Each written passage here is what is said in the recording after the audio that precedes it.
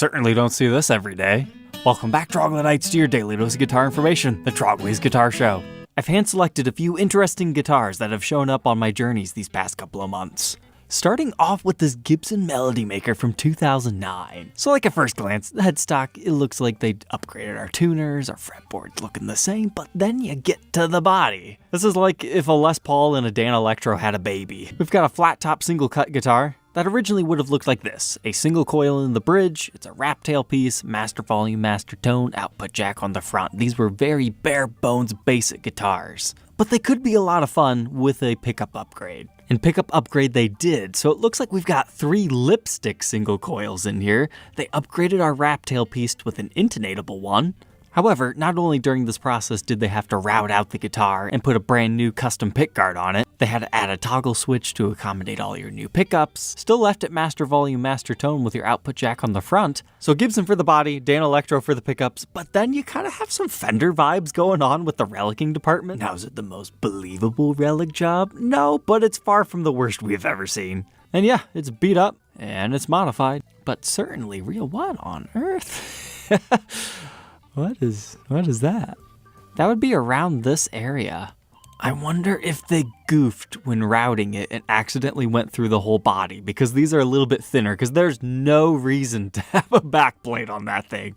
That's kind of hilarious, but you can see they continued on our relicking job. These things used to be really cheap, but nowadays it looks like they sell between $500 and $800.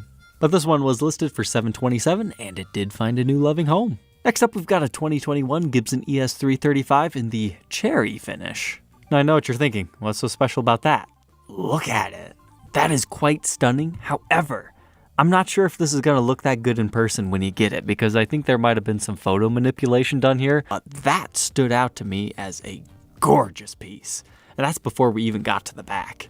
This one must have sold in their shop though, because it's currently ended, but it was listed at $3,100. But this did show up on my feed for some reason.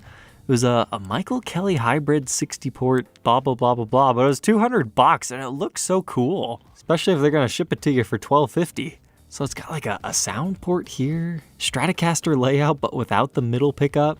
It even has a side sound port with binding along it, kind of an interesting black mineral streak vibe on this particular one. It appears to kind of be like a Fender Acoustasonic type like thing, but they've like screwed your bridge onto place. But the back of the body, I mean, it looked all right. You've got a 9-volt for all your fancy electronics. That neck actually has some flame figuring to it. I don't know anything about these, but seeing it for $200, I was highly considering picking one up for review, but the listing is currently ended, so they must have sold out.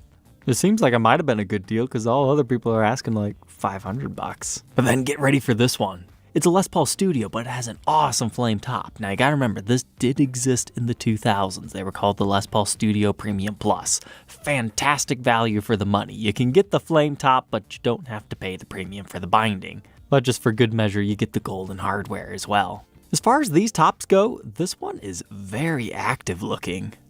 And it's got character to it. It's not just straight across flame. It's got a little bit of waviness to it. But then when you flip it over to the back, you get the added bonus of a little bit of flame figuring in your neck. That is not a guaranteed spec, you just have to get lucky. Figured mahogany is not all that common in the Gibson realm of things, but it does happen occasionally. But look at that. That's my favorite thing about the Studio Premium Pluses. It still looks like the body has binding because you just get the natural maple top exposed along the edge. But hey, that was pretty cool to have a Studio with 2 special features. Next up, an interesting one for the lefties out there. It's a mod collection guitar. Now at first I did not recognize this one. Really bright, vibrant flamingo pink with a white back and sides. I knew at some point in time we had to have covered it during the mod collection, but it's just cool to see these in the flesh, you know, somebody else's photos outside of just stock photography. I mean, it's definitely a reissue style custom because you've got your ABR1 bridge rather than Nashville. But the whole pink and white, it's interesting. I mean, maybe not my #1 ultimate color combo, but this shot is when I started to remember it. Oh, okay, it's the one with the pink back and the pink top, and it had the white sides. You can see Mod Collection's finish blemish in the corner there. The pink back really did save this one, and then, yeah, sure enough, look, you get a pink stinger on it too. So it's not just pink top, white back. There was more of a motif and theme going on. Kind of reminds me of Strawberries and Cream. It's a beautiful mod collection guitar. Although they ruined it with the modern style Kluson tuners. I hate it when they do that. They ream it out. The whole point of getting the reissue custom is to have the vintage style bushing ones. But I guess they just use whatever they have on hand. But it looks like they initially called that one Malicious Magenta. This was a pretty cool Flying V custom that showed up. So it's listed as a 2003 and a gold top. So obviously I need to click on this because here's the thing about the Flying V custom. Yes, they still make these today in the ebony finish, and sometimes the mod collection will play around and give us some other colors, but the first Flying V custom, if I'm remembering my history correctly, check out my full reviews and demos if you want to learn more about it, I believe is 2002. So the fact that this is a 2003 makes it a very, very early produced one. And it's in a less than usual finish. Because look at the back. It's natural. It truly is a gold top Flying V custom. That's just kind of cool. It's probably one more so for the collector. And the first year Flying V customs do sell for a little bit of a premium. This seller was asking $30,000, which is probably a little bit optimistic. But hey, if somebody falls in love with it enough, you never know. Looks like Gary's Classic Guitars? I didn't realize he was ever a new dealer. Well, that's quite a cool, striking piece. But if you don't need it to be from 2003, I bet you could get Gibson to do that through their made-to-measure program. A base level one is 5,500, so probably in the ballpark of 65 to 7250 would be my guess for a custom finish that has natural translucent back elements to it.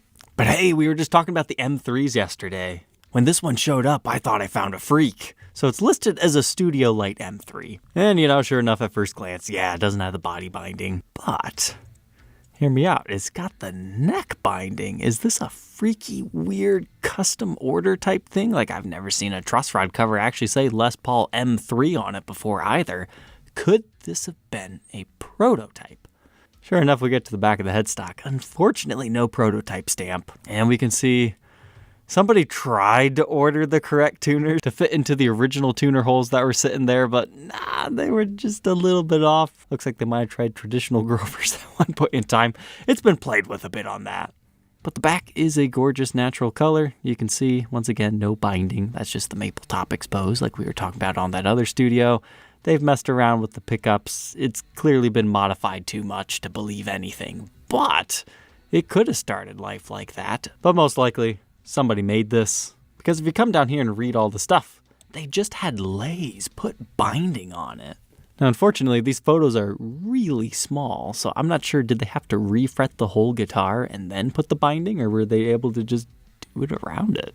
Either way, kind of a cool blending of M3 Studio versus M3 Classic. And all things considered, it wasn't the worst asking price in the world, $1,800. Next up, an interesting 1973 Lefty Les Paul Deluxe. Just $5,000. It's a Lefty vintage. That's pretty cool. It's got the vibes, but look at that pickguard. It's not original in the slightest to this instrument, but that is an example of a flamed pickguard done incredibly well. Most times it just comes off as weird and cheesy looking. And yeah, would it have been better had it been properly cut for the mini humbuckers? Yes, but that probably was not made for this guitar. But the aging on it is actually quite fascinating. As far as lefties go, Rivington's found quite an interesting one here, likely at a guitar show. They're always at all of them. But look how yellowed over the clear coat is. That's insane. And lastly tonight, we just recently documented a Rockstar lefty guitar. I thought this was strange. This guitar has a nearly identical story, but to the producer of a different show called Nashville Star. It's almost an identical guitar, except for not left-handed, so not quite as uncommon to find. But he wanted to sell this thing rather quickly, and I was tempted to pick it up. I did make an offer. We were a couple $100 apart, and I figured that lefty one didn't really do that well. But apparently this one might have actually been slightly used on the show. But even this has that lower decal, so I think that's why they just decided to gift these out. Look, it even has the story of the guy doesn't play. But he ended up dropping the price all the way down to $2,000 plus $200 shipping. And then proceeded to quickly remove his account. But alright, Troglodytes, I hope you enjoyed tonight's episode. Do not forget to like, comment, and subscribe, and we'll catch you tomorrow on the next one. Take care.